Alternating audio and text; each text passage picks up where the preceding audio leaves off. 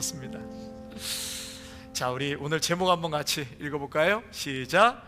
신앙생활이 생활신앙으로. 앞뒤 단어만 바뀌었는데 의미는 상당히 다르죠. 우리의 신앙생활이 생활신앙으로. 다시 말해서 우리가 지난주, 오늘, 지난주 또 이번 주 말씀이 계속 연결되는데요, 너희는 거룩한 영적인 산 제물이 되라, 살아있는 예배자가 되라. 여러분, 이 얘기는 주일날만의 예배를 이야기하는 것이 아니죠. 우리의 주중 예배, 주중의 신앙생활을 가리켜서 생활신앙이다 라고 말할 수 있겠습니다. 여러분, 좀 더 엄밀히 얘기하면 우리의 신앙생활은 여기서 신앙생활하는 건 아니에요. 교회에서는 말씀으로 충전받고 세상에서 깨지고 무너지고 힘들었던 것 하나님의 말씀으로 재충전받아서 여기서는 미사일 발사대예요.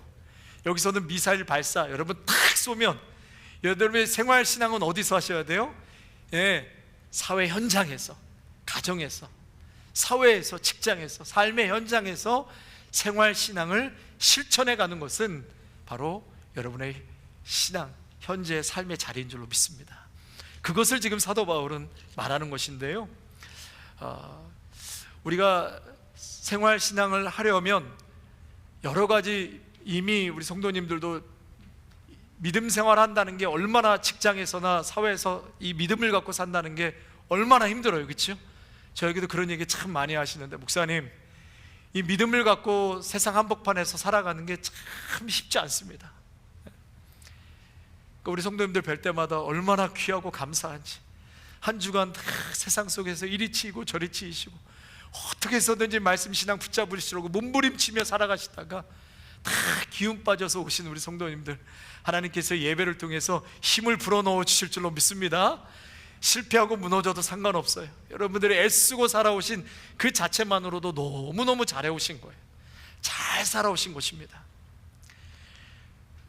여러분, 20세기에 미국의 복음주의자셨던 목회자이시고 그 A.W. 토저라는 목사님이 계신데, 그분이 예전에, 오래전에 쓴 책 중에 하나가 세상과 충돌하라, 이런 책 제목이 있어요. 세상과 충돌하라.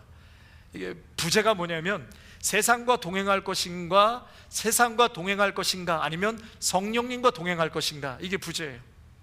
그러니까 세상과 불화하라는 거예요. 목사님은요, 세상 앞에서 겁먹지 말고 당당히 맞서라. 당당히 맞서라.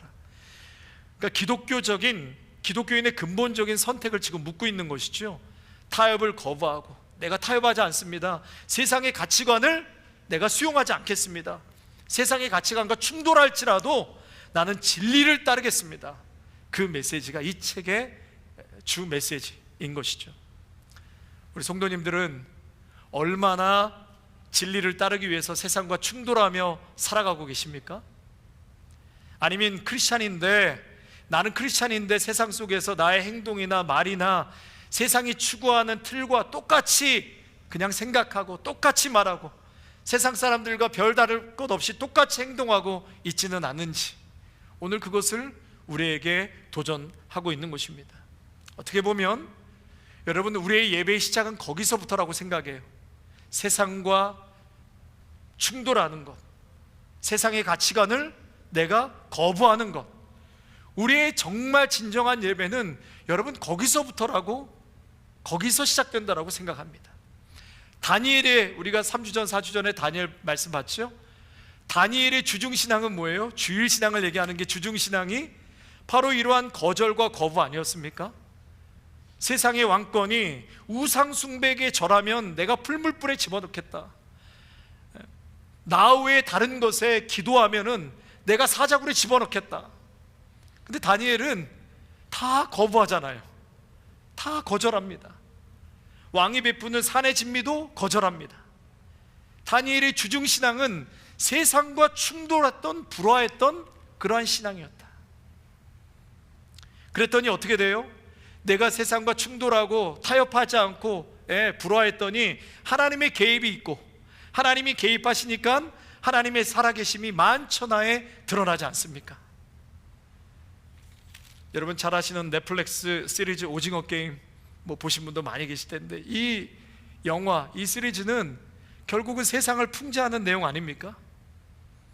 여러분 456억이 걸려있는 그러한 서바이벌 게임이에요. 456억. 그런데 이 456억을 누가 가져가요? 단 한 사람이 갖고 가죠. 그 한 사람이 가져가기 위해서 455명은 죽어야 돼요.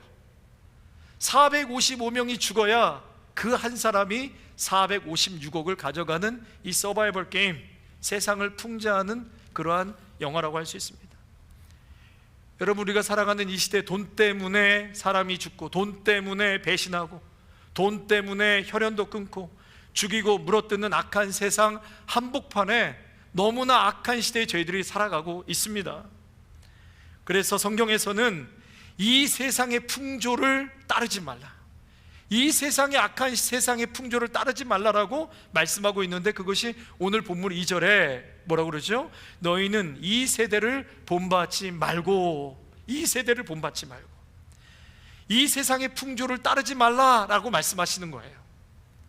저는 우리 자녀들을 기도할 때나 우리 성도님들의 자녀들을 축복 기도할 때 항상 이 구절을 꼭 반복해서 넣어요. 하나님, 세상이 너무나 악하니, 세상이 너무나 악하니 하나님이 선하시고 기뻐하시는 뜻들을 우리 자녀들이 잘 분별하여 하나님이 선하시고 기뻐하는 것들만 선택하며 살아가게 해주십시오. 여러분들도 기도할 때 한번 그렇게 듣고 기도해 보세요. 너무나 세상이 악하니. 그래서 에베소서 2장 2절에는 이렇게 사도 바울이 또 말씀하죠. 우리 함께 같이 읽겠습니다. 시작. 그때 너희는 그 가운데서 행하여 이 세상 풍조를 따르고 공중의 권세 잡은 자를 따랐으니 곧 지금 불순종의 아들들 가운데서 역사하는 영이라. 여러분, 공중권세 잡은 자가 누구예요? 세상 풍조를 이끌어가는 자가 누구예요? 공중권세 잡은 자, 결국은 악한 사탄 마귀를 말하는 것 아닙니까? 이 세상을 악하게, 세상 풍조로 악하게 끌고 가는 것은 여러분 결국은 마귀요 사탄의 권세인 것입니다. 그래서 마귀가 하는 일은 이 세대의 풍조를 따르고 흐르게 만든다.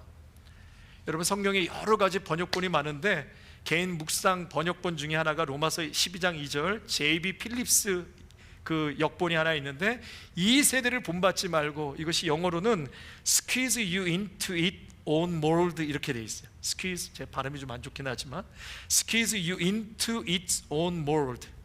그러니까 squeeze, 짜내다. 어디에다? 몰드에다. 그러니까 악한 마귀가 주는 틀, 세상의 풍조, 스퀴즈, 그 틀에 짜서 주물에 맞게 짜낸다는 거예요. 누구를요?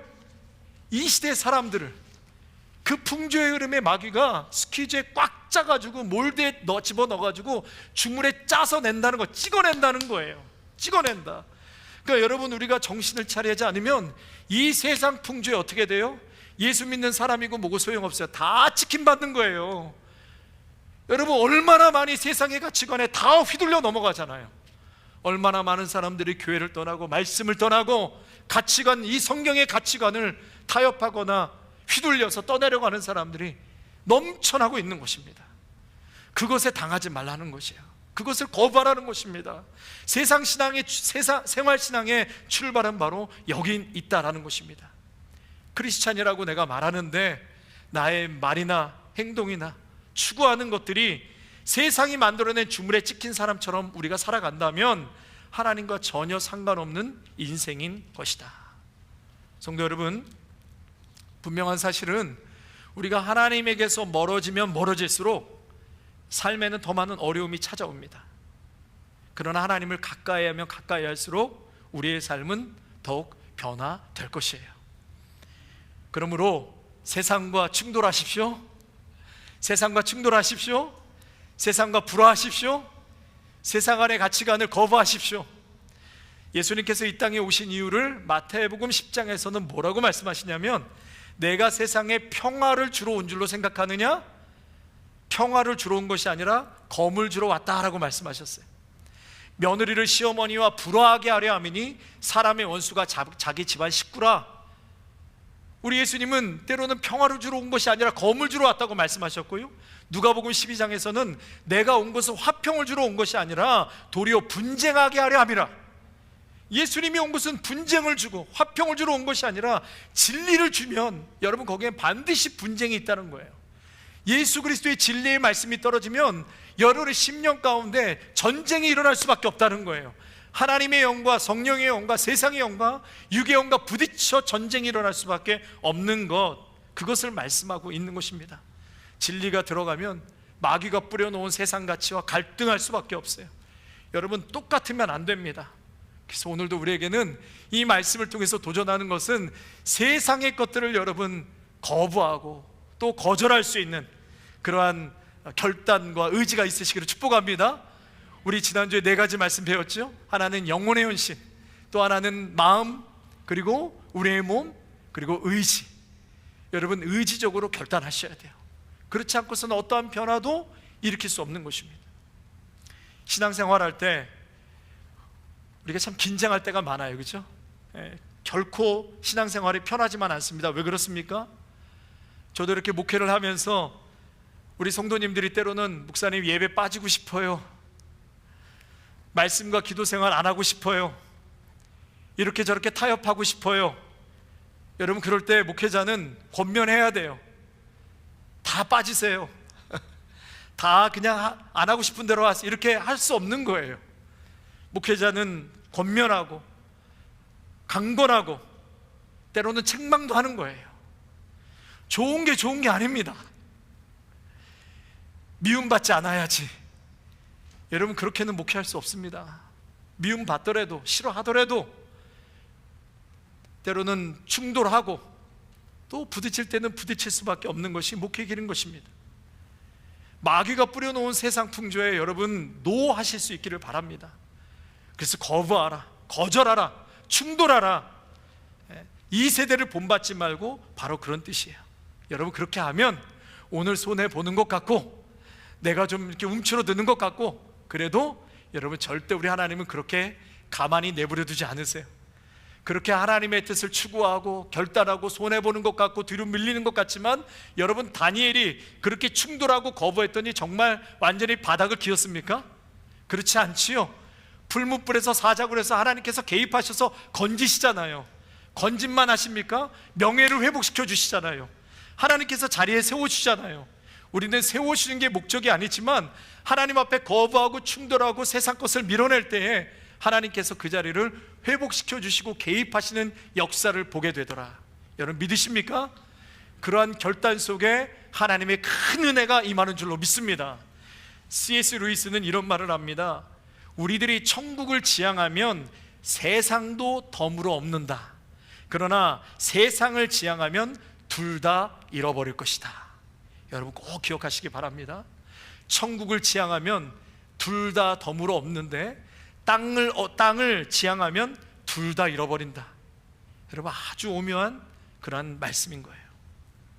사도 바울은 이제 복음을 참으로 너희들이 이해했다면, 복음을 이해했다면 반드시 삶의 변화로 나타난다, 그걸 말씀하고 있는데, 그것이 로마서 1장에서 11장을 쭉 구원에 대한 교리에 대한 얘기를 하고, 그렇게 됐다면 어떻게 살아야 되는가, 구원받고 죄인에서 의인으로, 내가 의인으로 말미암아 살리라, 그러한 영혼은 어떠한 삶을 살아가게 되는가를 12장 1절과 2절에서 아주 농축적으로 말씀을 해주시고 있는 거예요.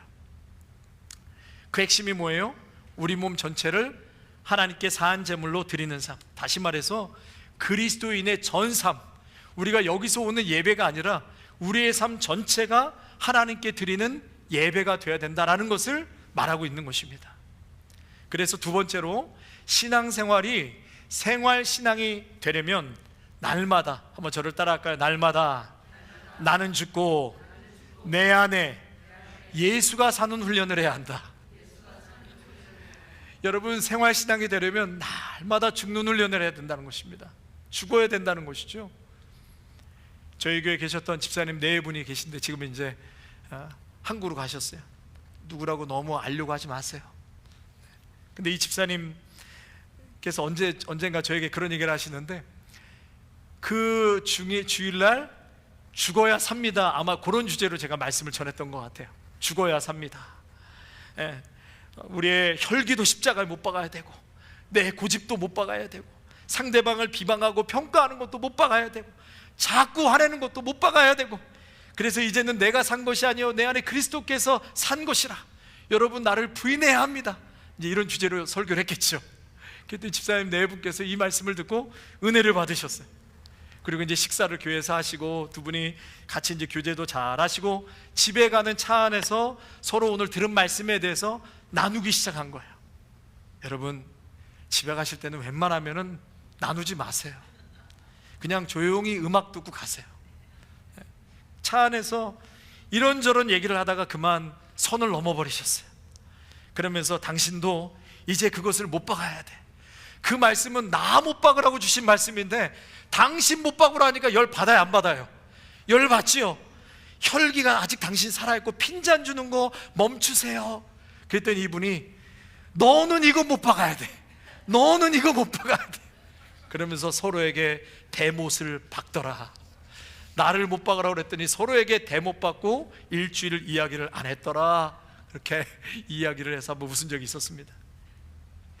여러분, 그 에논이라는 사람은요, 오늘날의 사안제사의 문제, 오늘날의 사안제사의 문제를 이렇게 표현했어요. 우리 같이 한번 읽을까요? 시작. 사안제사의 문제는 그들이 때로는 제단에서 기어 내려오는 것이다. 예, 죽은 것 같은데 또 기어 내려오고, 죽은 것 같은데 또 기어 내려오는 게, 이것이 우리의 현주소 아닙니까 여러분? 저와 여러분의 현주소예요.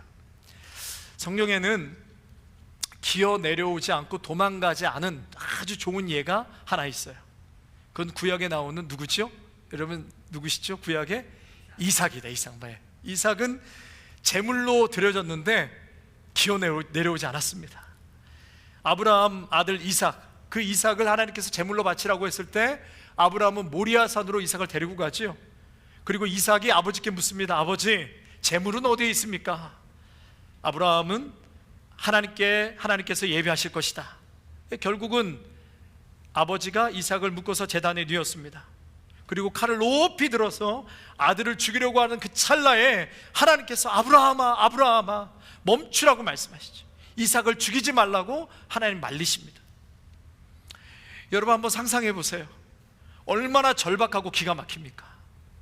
그런데 우리들이 알아야 할 것이 뭐냐면 이때 이삭이 어린아이가 아니었어요. 얼마든지 거기서 아버지를 힘으로 밀치고 나올 수 있는 청년의 시기였거든요. 그런데 이삭은 그 왕성한 젊은 청년의 시절에도 그것을 거부하지 않고 그 자리에서 그냥 묶인 채로 그냥 순종했다는 것입니다. 여러분, 그것은 이삭이 살았어요. 살아있으나 스스로 죽은 것이죠. 살아있었지만 스스로 죽은 것이에요. 실제로 사한 제물이 된 것입니다. 얼마든지 제단에서 도망갈 수 있었지만 이삭은 제물로 드려질 때까지 잠잠히 있었다. 여러분, 여기에 사한 제물의 증거가 이삭을 통해서 보여주고요, 또 이삭만 사한 제물로 하나님 앞에 드려진 것이 아니라 또 그 앞에서 누가 제물이 된 거예요? 여러분, 자식을 어떻게 내가 죽여요? 자식을 바치는 아브라함의 마음도 하나님 앞에 어떻게 된 거예요? 이미 죽은 거예요. 죽은 거예요. 자식의 죽음 앞에 안 죽을 부모가 어디 있습니까? 이미 아브라함도 하나님 앞에 제물로 죽은 모습으로 올려드린 것입니다. 살아있으나 죽은 것, 이것이 참된 산제사의 모델이 되는 것입니다. 그래서 이것을 이삭을 주님의 예표로 해석하는 이유가 바로 여기에 있는 것입니다. 예수님께서 십자가에 죽으실 때, 희생양이 되실 때 우리 하나님께서 같이 죽음의 고통을 경험하셨다는 것입니다. 여러분, 그래서 쉽지 않지만 오늘도 성경에서는 날마다 우리를 부인하라고 말씀하세요. 내 자신을 부인하라. 부인하는 것은 내가 또 죽고 나의 죄악을 죽이고 나의 본성을 죽이고 나의 교만과 욕심을 죽이는 것. 여러분, 십자가에서 매일매일 사한 제사와 예배는 오늘도 내가 죽습니다. 내가 죽어야 예수님이 살고 예수님이 살아야 예수님이 일하시는데 오늘도 죽지 못해서 또 기어 내려오는 내 자신을 돌아보면서 하나님, 내가 오늘도 죽기를 원합니다. 그 결단과 고백이 있으시기를 축복합니다. 여러분이 죽으면, 내가 죽으면 역설적으로 하나님이 살리세요. 성경은 늘 역설적인 그 파라독스의 얘기를 꽉 차 있지 않습니까? 내가 죽었더니 하나님이 살리시더라 이거예요. 예수님도 죽으셨는데 부활하셨고 또 이삭도 살아났습니다. 다니엘도 요셉도 다 나를 부인하고 죽은 사람들 아닙니까? 그런데 오히려 하나님께서 살리시고 명예를 회복시켜 주시더라. 여러분, 우리의 삶을 통한 예배가 되기 위해서는 결국은 죄악된 본성, 내 안에 있는 이기심, 교만, 욕망, 분노, 용서하지 못하는 마음, 이러한 모든 부끄러운 죄악들이 죽어져야 한다. 그래야 영적으로 살아있는 예배를 드릴 수가 있다라는 것입니다. 사도 바울은 고린도전서 15장 31절에 그래서 나는 날마다 죽노라 이 고백을 하세요. 나는 날마다 죽노라. 우리 같이 한번 읽을까요? 이 말씀 같이 한번 읽겠습니다. 시작.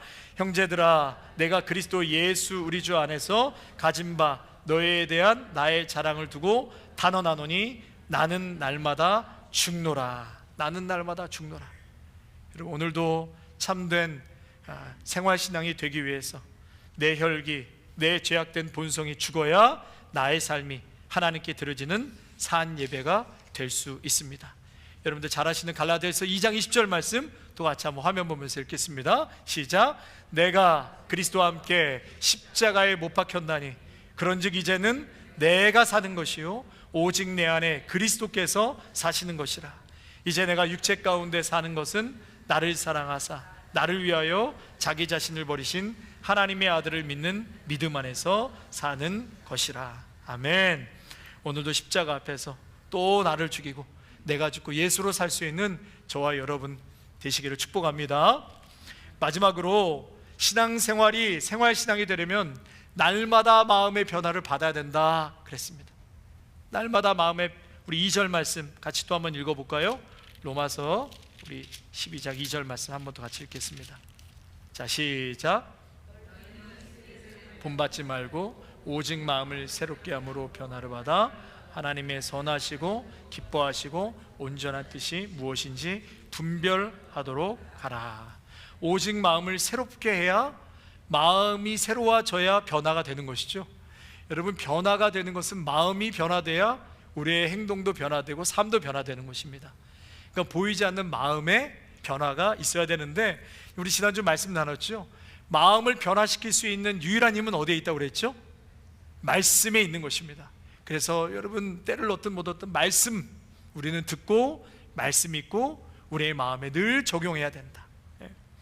그래서 잠언 4장 23절에 또 함께 읽겠습니다. 시작. 모든 지킬 만한 것 중에 더욱 내 마음을 지키라. 생명의 근원이 이에서 남이니라.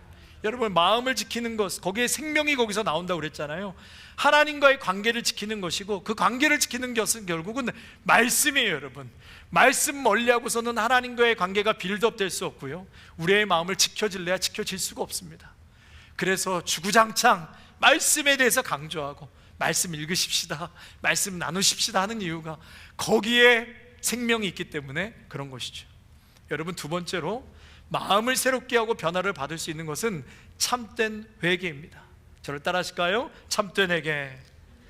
회개는 전 존재가, 우리의 전 존재가 하나님을 향한 그 방향으로 바꾸는 근본적인 전환이 바로 회개에 있는 것입니다. 여러분, 그래서 구원받았다, 내가 거듭났다, 내가 예수님 만났습니다. 여러분, 그 증거가, 첫 번째 증거, 그 반응이 뭐예요? 철저한 회개가 동반되는 거예요. 회개가. 다 우리 간증하는 얘기 들어보세요. 하나님을 만났더니 떼굴떼굴 구르는 얘기 하잖아요. 꼭 그렇게만 반응하지 않아도 여러분, 정말 예수님 만나고 거듭난 심령은 하나님 앞에 자복하고 회개하는 역사가 터져 나오게 되어 있어요.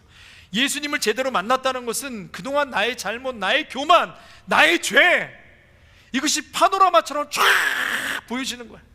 어느 순간 내가 얼마나 교만하고 무지하고 얼마나 엉뚱하고 내 마음대로 살아왔는지가 그 앞에서 그냥 하나님 앞에 얼마나 부끄러운 모습이 파노라마처럼 보인다는 것이죠.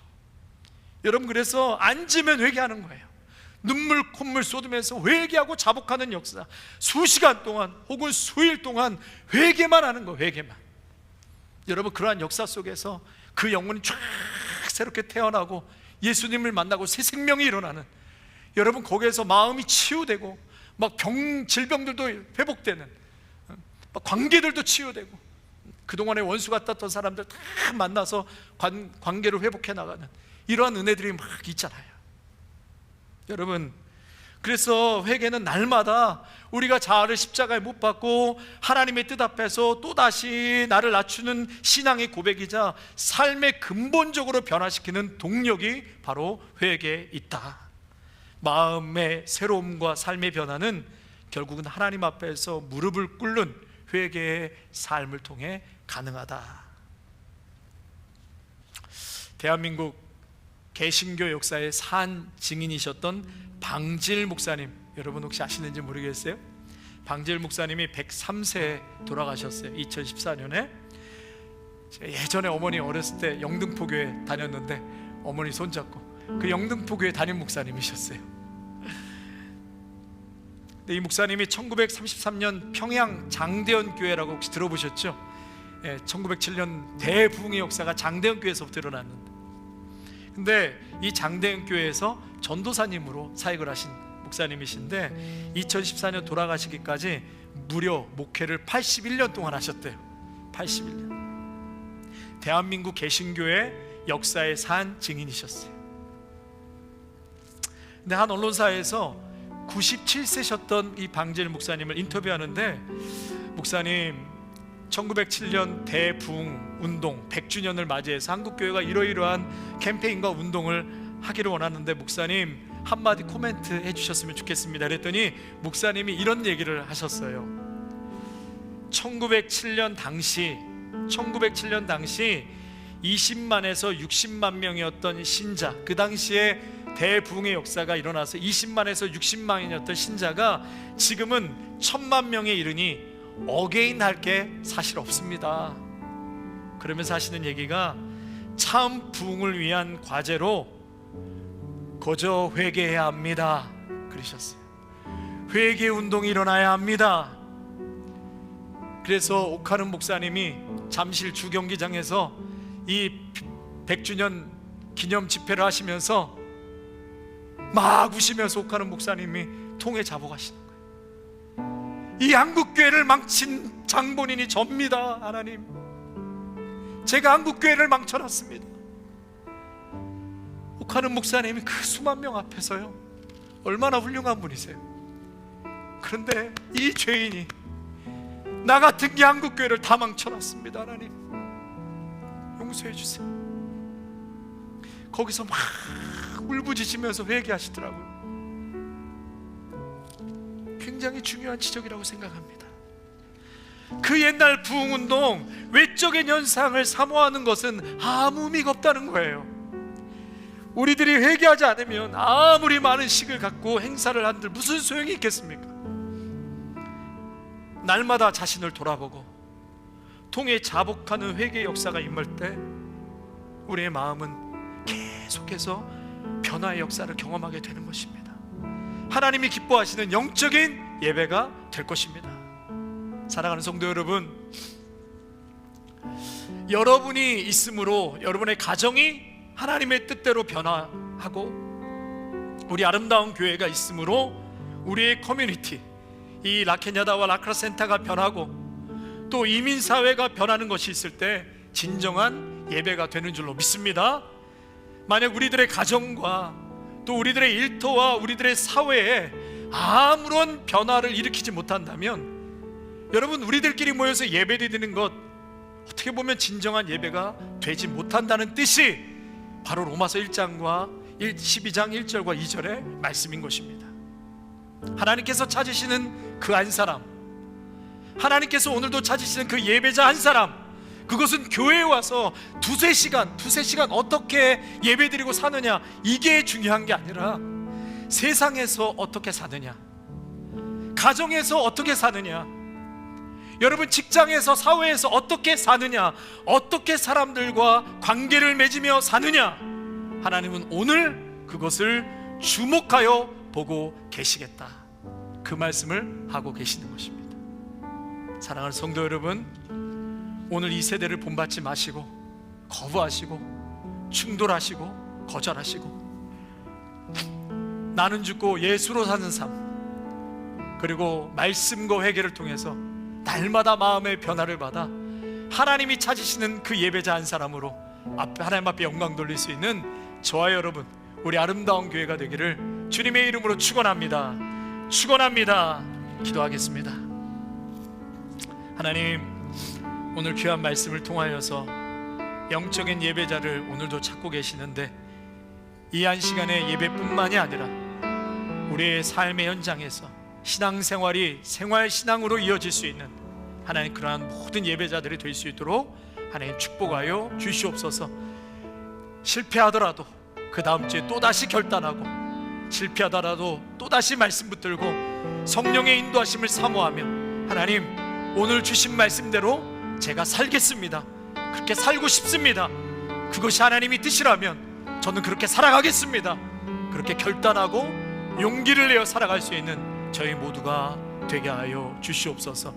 귀하신 우리 주 예수 그리스도의 이름으로 감사하며 기도하옵나이다.